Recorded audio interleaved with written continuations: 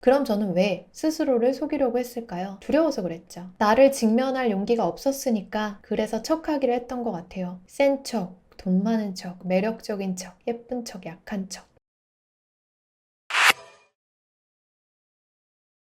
반갑습니다. 안주주입니다. 명품은 비싼 만큼 더 산다는데요. 오늘은 명품 가격이 계속 오르는 이유와 함께 제가 과거에 명품에 홀릭했었던 이유를 말씀드리려고 합니다. 코로나가 처음 터진 이후로 거의 2년 동안 명품 소비가 급격하게 늘었다고 해요. 최근 기사에서 흥미로운 게 있어서 가져와 봤어요. 기사를 보니까 크리스찬 디올과 샤넬은 주요 제품 가격을 5%에서 10%가량 올릴 계획이라고 하고요. 그리고 샤넬의 상징 클래식 미디움백은 2019년에 715만 원이었는데 현재는 1180만 원에 달한다고 합니다. 이걸 사려고 오픈런까지 하고 아침부터 줄 서서 기다리기도 한다니까요. 진짜 대단하죠? 물가 오르는 거야 어제 오늘 일이 아니라지만 명품은 정말 서울 부동산보다 더 많이 오르는 것 같아요. 아, 이 정도면 명품 테크도 쓸만한데? 하는 생각이 들기도 해요. 먼저 명품 브랜드가 가격을 올릴수록 잘 팔리는 걸 설명하는 용어가 하나 있는데요. 바로 배블런 효과라고 합니다. 근데 명품 브랜드는 이렇게 가격을 올리는 것뿐만 아니라 재고도 아주 타이트하게 관리를 해요. 심지어 일부 명품은 브랜드 희소성을 위해서 팔리지 않는 재고를 태워버리기도 한대요. 그리고 에르메스 가방 사러 가보신 분들은 아실 텐데요. 에르메스에서 가장 유명한 게 캘리백 그리고 버킨백 같은 건데요. 얘네들은 매장에도 안 나와요. 그러니까 내가 수천만 원 싸들고 가서 이 물건을 사려고 가도 없어서 못 사는 가방이에요. 이렇게 명품이 배불란 효과를 누리려면 많이 팔아서 많이 벌자! 이런 목표를 세우면 안 되는 거예요. 명품의 목표는 브랜드 가치를 훼손하지 않고 지속 가능한 수익을 창출하는 거니까요. 그럼 왜 이렇게 사람들이 명품에 열광을 할까요? 저는 20대 사회초년생 때 명품에 열광했었던 한 사람인데요. 저도 과거에 한 허세했던 입장에서 그때의 심정을 좀 허심탄회하게 고백해 보려고 합니다. 보통 돈이 많이 있으면서 명품을 사시는 분들을 허세가 있다고 하지 않죠. 오은영 박사님이 머리끝에서 발끝까지 에르메스로 치장을 했다라고 해서 허세라고 하지 않잖아요. 근데 저는 당시에 돈이 없는데 무리해서 명품에 열광을 했었으니까 그게 문제였던 거예요. 저는 20대 후반에 한 달 월급보다 비싼 명품 가방을 사고서 택시비 15,000원이 아까워가지고 40분을 걸어서 집에 들어온 적이 있어요. 그것도 하이힐 신고서. 나는 그때 대체 무슨 생각이었을까? 그때를 한번 제가 돌이켜 봤는데요. 그때 제가 명품에 꽂혔었던 이유가 무슨 제가 탁월한 미적 감각이 있어서 뭐 그 신미안을 충족시키려고 샀던 건 아니었어요. 그때는 목적이 좀 다른 데 있었던 것 같아요. 당시에는 명품을 추앙했어요. 열망했고요. 그러니까 막 무리해가지고 사게 되고 결과적으로는 마음이 편치 않더라고요. 이렇게 제가 한때 빚쟁이 신세의 명품을 쫓아다녔던 거는 몇 가지 이유가 있었어요.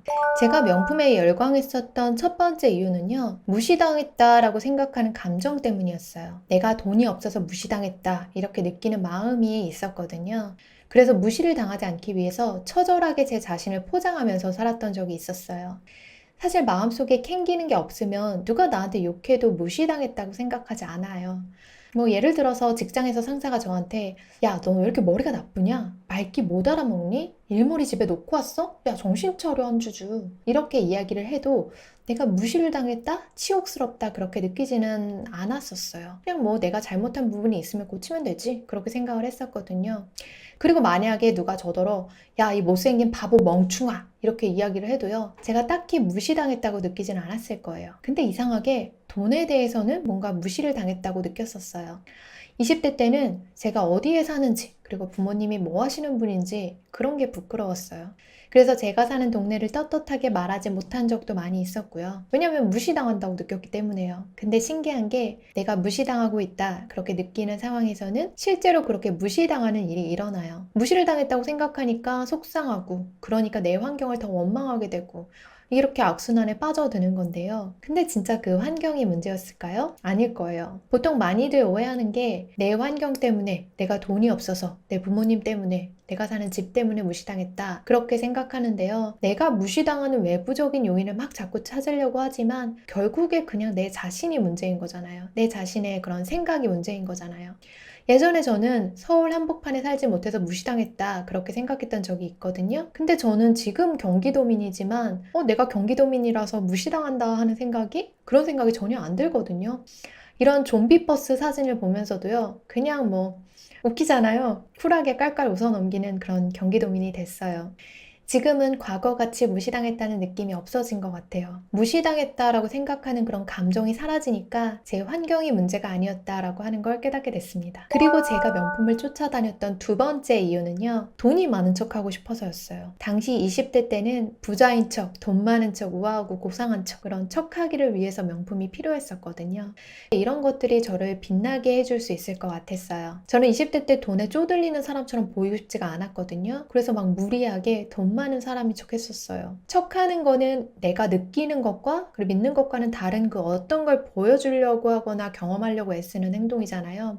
그러고 싶었던 것 같아요. 이 척하기가 정도가 심해지면 허언증이나 리플리 증후군처럼 된다고 하죠. 요즘 쿠팡 플레이에서 리플리 증후군 있는 여자가 나오는 드라마가 되게 핫하던데요. 수지가 주연으로 나오는 안나라는 드라마요. 내가 나를 속이는 거, 그리고 내가 나를 기만하는 거, 이런 척하기는 스스로에게 정직하지 못한 거예요. 그럼 저는 왜 스스로를 속이려고 했을까요? 두려워서 그랬죠. 나를 직면할 용기가 없었으니까 그래서 척하기를 했던 것 같아요. 센 척, 돈 많은 척, 매력적인 척, 예쁜 척, 약한 척. 이런 척하기는 내 본 모습을 보였을 때가 두려워가지고 숨는 거잖아요. 내가 상대한테 공격당할까봐 두려워서 지레 겁먹고 방어적인 태도를 보이는 게 척하기니까요. 당시 20대 때 저는 이런 척하기를 위해서 명품 가방이 필요했던 것 같아요. 그리고 마지막으로 세 번째, 제가 명품을 쫓았던 가장 어이없는 이유가 하나 있는데요. 바로 물가 상승을 방어하기 위한 거였어요. 돈은 아끼면 똥 된다. 그렇게 생각했었거든요. 시간이 지나면 돈의 가치는 점점 줄어드니까 빨리 멋진 물건으로 바꿔야지 하는 생각이 있었어요. 20대 때는 좋은 자산에 투자해서 부자가 돼볼까? 하는 생각을 아예 안 했던 것 같아요.